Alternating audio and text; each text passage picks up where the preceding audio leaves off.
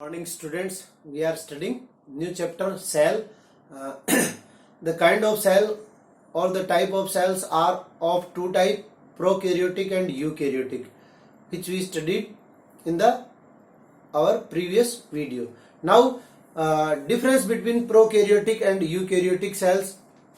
Look at feature nucleus. In prokaryotic cell there is no any membrane, means nucleus is membraneless and genetic material consists of one or more folded DNA strands associated histone. Means जो genetic material होता है वो histone protein युक्त होता है. सो genetic material consist of one or more folded DNA strands associated with histone protein. Histone क्या है? ये प्रोटीन है. यूकैरियोटिक सेल में इनक्लोज्ड इन न्यूक्लियर मेम्ब्रेन, अपन ने स्ट्रक्चर देखी थी. जो न्यूक्लियस है वो इनक्लोज्ड होता है न्यूक्लियर मेम्ब्रेन में और genetic material present as more than one chromosome DNA associated with histone. Both type of genetic material is associated with histone and but here nucleus is enclosed in nuclear membrane and genetic material present as more than one chromosomes. Next, cell wall. As we know, cell wall is present in the plant cell and absent in the animal cell, and eukaryotic cells are of both type, plant cell and animal cell. So cell wall is present in prokaryotic cell also and contains muramic acid. In eukaryotic cell it is variable, means different types of plants have different types of plant cell, just like chitin, cellulose, pectin, etc. And if present, because eukaryotic cells are of two type, plant cell and animal cell, so in animal cell cell wall is absent. So if present does not contain muramic acid. अगर present भी होती है तो उसमें muramic acid जो है वो नहीं होता है. Next, organelle. तो ऑर्गेनल्स जैसे अपन ने पहले बात की थी, organelles are of three type, double membrane, single membrane and membrane less. So here organelles, membrane bound organelles not found in prokaryotic cell. Single membrane हो या डबल मेम्ब्रेन हो, मेम्ब्रेन प्रोकैरियोटिक सेल के जो ऑर्गेनल्स होते हैं वो membrane less होते हैं. और यहां क्या हो जाएगा, यूकैरियोटिक सेल में ऑर्गेनल्स जो है वो उनमें मेम्ब्रेन जो है वो प्रेजेंट होगी. ठीक है. Photosynthetic apparatus. So animal and plants are eukaryotic cell. In animals there is absence of photosynthetic aperture except or rather than euglena, because euglena is the euglena is jointed plant and animal cell. So photosynthetic apparatus found in prokaryotic cell in the form of thylakoid, which is scattered in the cytoplasm. thylakoid जो है ये cytoplasm में बिखरे हुए रहते हैं. in eukaryotic cell thylakoid when present, means ये plant cell में प्रेजेंट होते हैं, एनिमल सेल में अब्सेंट होते हैं. when they present are grouped in chloroplast, तो वो ग्रुप के अंदर रहते हैं. इसी चैप्टर में आगे अपन क्लोरोप्लास्ट की स्ट्रक्चर भी देखेंगे, तब देखेंगे कि वो किस प्रकार से ग्रुप में प्रेजेंट है. राइबोसोम. राइबोसोम जो होते हैं वो यूकैरियोटिक सेल में टू टाइप्स के होते हैं, 70S एंड 80S. इसके बारे में भी आगे अपन डिटेल में पढ़ेंगे, इसकी स्ट्रक्चर वगैरह. यहां आप इतना याद रखिए कि ribosomes are of two type. Ribosomes are present in cytoplasm. तो यहां प्रोकैरियोटिक सेल में जो राइबोसोम्स है वो प्रेजेंट होते हैं किसमें, साइटोप्लाज्म में. और वो किस टाइप के होते हैं, 70S टाइप के राइबोसोम होते हैं. ठीक है. Next, in eukaryotic cell present both ribosomes are present 70S and 80S, but 80S are present in the cytoplasm and 70S ribosomes are present in the cell organelles also. Flagella. Flagella is a locomotory organ in small organism. Flagella जैसे अपने legs वगैरह होती है, उसी type से जो micro organism होते हैं, छोटे ऑर्गेनिज्म होते हैं, उनके अंदर फ्लैजेला क्या है, एक लोकोमोटिव ऑर्गन है. सीलिया एंड फ्लैजेला, जैसे सीलिया पैरामीशियम की होल सरफेस पे पाई जाती है, वैसे ही फ्लैजेला वन और टू सरफेस पे प्रेजेंट होती है. ठीक है. तो flagella some time present of single strand. अगर प्रेजेंट है तो वो कैसी है, सिंगल स्ट्रैंड और इसी प्रकार से यूकैरियोटिक सेल में भी ये प्रेजेंट होती है. If present then it is 11 strands. 11 strands को भी अपन 2 पार्ट्स में डिवाइड कर सकते हैं. ये 9+2 2 पार्ट जो इसके वो सेंटर में होते हैं और 9 पार्ट जो इसके पेरिफेरल स्टेज में होते हैं. Centrioles are one of the cell organelles which is found only in animal cells, so they are absent in prokaryotic and present in animal cell. और यूकैरियोटिक सेल दो टाइप की होगी अपनी, plant cell and animal cell. तो animal cells में centriole जो है वो प्रेजेंट होता है.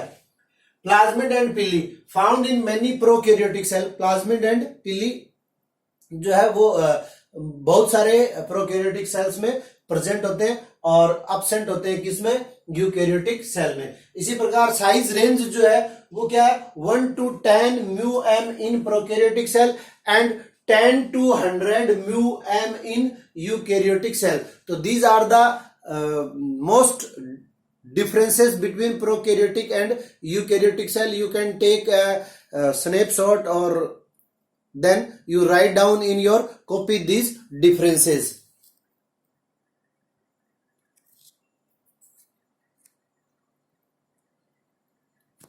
Now our next topic is an overview of cell.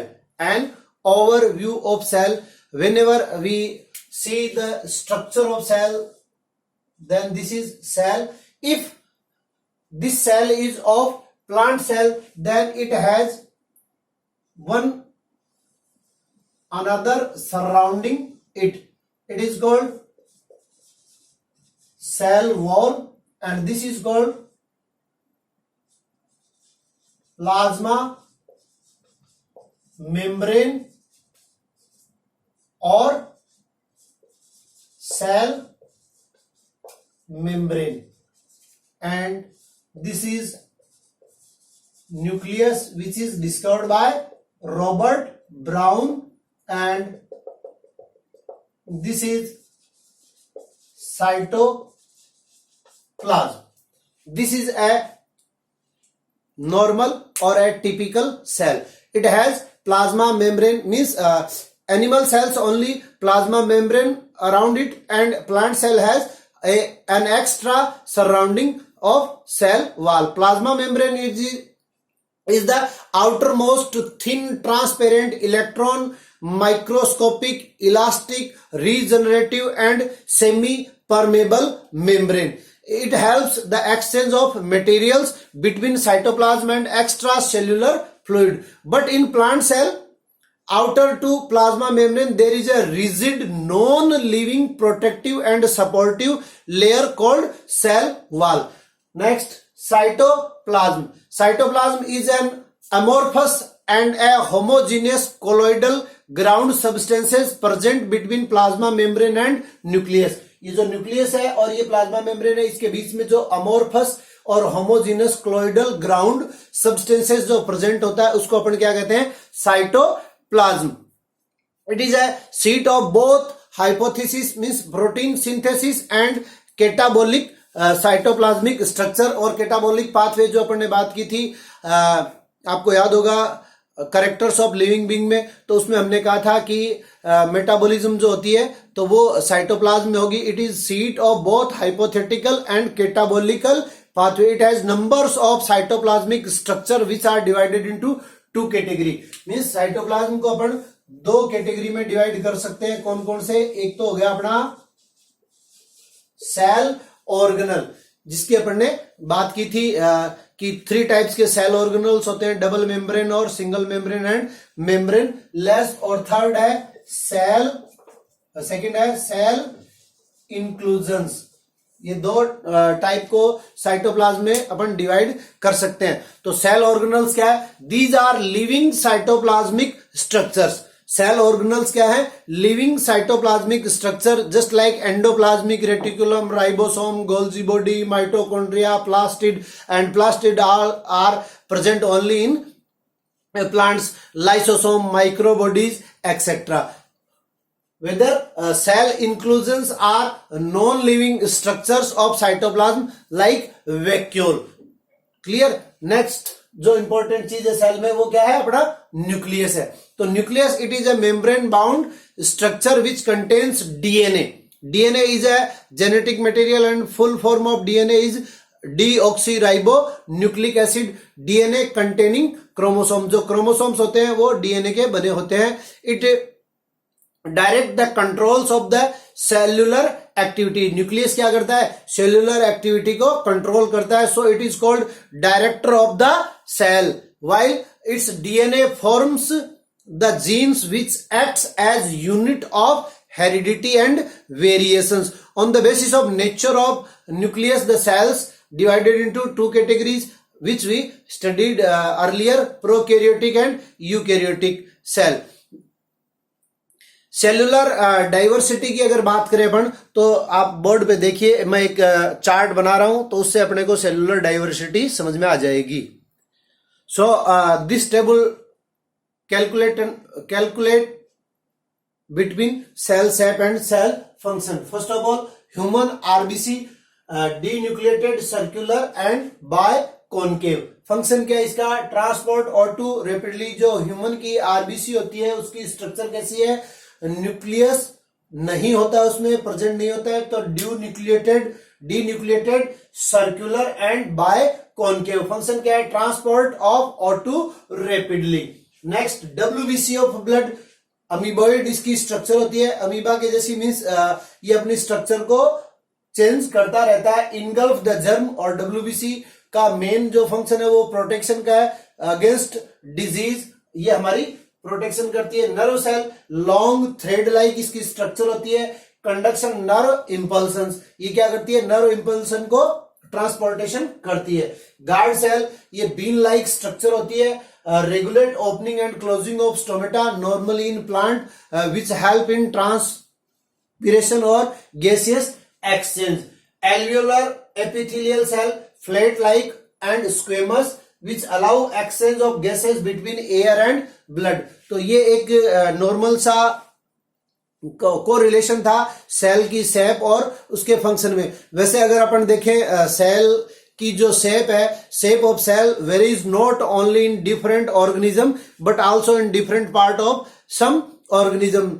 In certain cases, it is amoeboid, leukocyte, WBC of blood shape of cell is not fixed due to pseudopodia. WBC की shape जो है वो fix नहीं होती है और ये engulf करते हैं मटेरियल्स को। दे मे बी फ्लैट और स्क्वेमस एपिथेलियम और alveoloid, cuboidal, polygonal, slipper cell, rounded, shaped, branched, long thread like. So many structures of cells are present in various organism and also in various part of a body. Different types of cells are present. Size के मामले में भी अगर अपन देखें तो different type की cells present होती है। तो आप लोगों को दो एग्जांपल तो कम से कम याद रखने। The size of cell varies widely in different organism.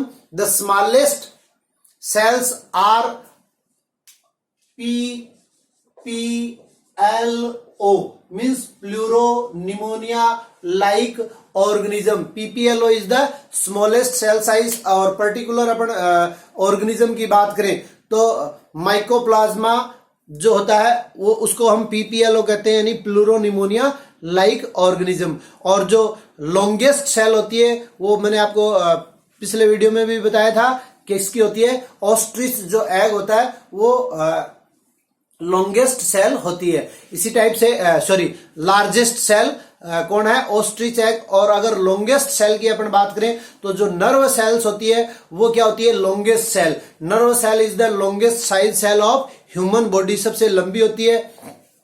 और the function which governs the cell size, cell surface area to volume ratio, nucleocytoplasmic ratio and metabolic area. ये कुछ सेल के क्या है, फैक्टर्स हैं। The surface area of cell membrane is very important because the total surface area is critical sign. It affects environment or ability of the cell to exchange the material with its environment. The amount of nutrients required for metabolism depends upon the cell volume. Thus, a cell metabolic active cell cannot be large cell volume. Small bilobed cells organism have more surface per unit volume than the large bodies.